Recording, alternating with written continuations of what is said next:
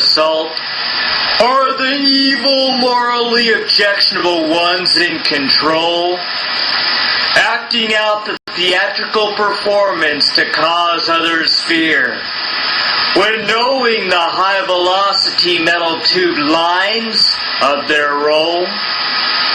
For there was once a time of unjust severity during World War II, that the Jews in Europe obeyed militancy Germans with guns, and the guns forced the Jews to obey the aggressive oppressors, and history is filled with many other big oppression runs.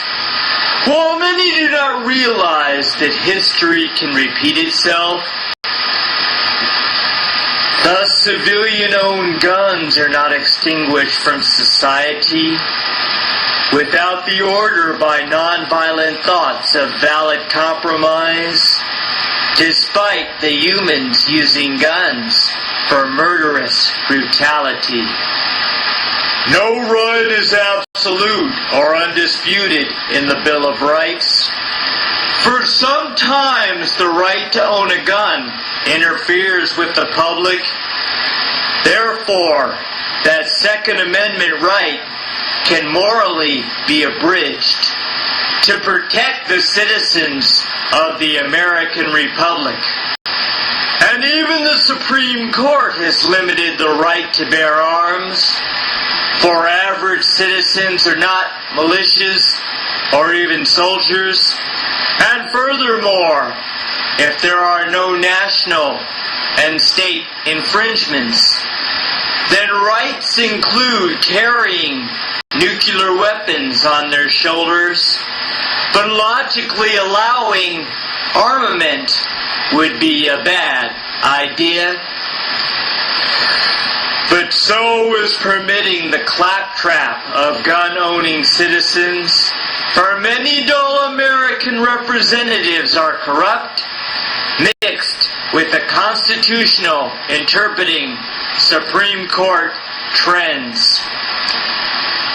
It is argued that the Second Amendment by Constitution makes certain that the government never becomes tyrannical, and ensures that if it does, Americans can overthrow it, even though America is no longer puritanical.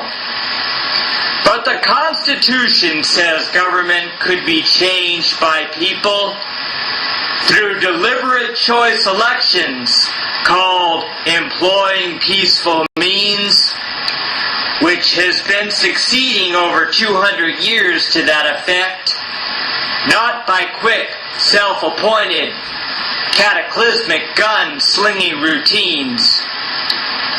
For it is democratic means that changes the chosen leaders, not a dictatorial takeover if citizens are disarmed,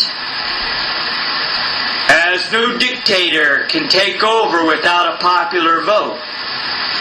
So no conspiracy gun-owning citizen should be alarmed. It is argued that another Hitler may arise to power, democratically elected by its people and supported, ignoring the basic ideas of the pursuit of happiness, as the same leader one time elected can be unsupported. That is the reason for tremendous solid checks and balances, making certain no agency or person has too much power, in a freedom nation with a healthy respect for democracy, as regardless of fears, the White House is not a control tower. So Nazi Germany and noble Japan cannot exist here. So citizens must weigh facts against checks and balances failing, as countless innocent people are killed by guns for crime and fun, while no thoughtful, reasonable gun control laws are unveiling. But all Americans are slaves to a democratic system with the evil chaos that humankind has worked to civilize. But perhaps its citizens are sinister, violent beasts at heart, as the harsh, savage death its citizens simply trivialize. But there are fully peaceful, functional, crime-free societies, proving that its coexisting citizens can all get along, leaving some wondering if crime is nurtured by society and if its social citizens have forgotten that it is wrong. The gun of modern times is not a defense weapon to protect, because it is made to obliterate and incapacitate. So it is an offensive weapon to kill each other quickly, when all else is skilled right-winger propaganda to fabricate. And all that is accomplished is to point and shoot death of murder.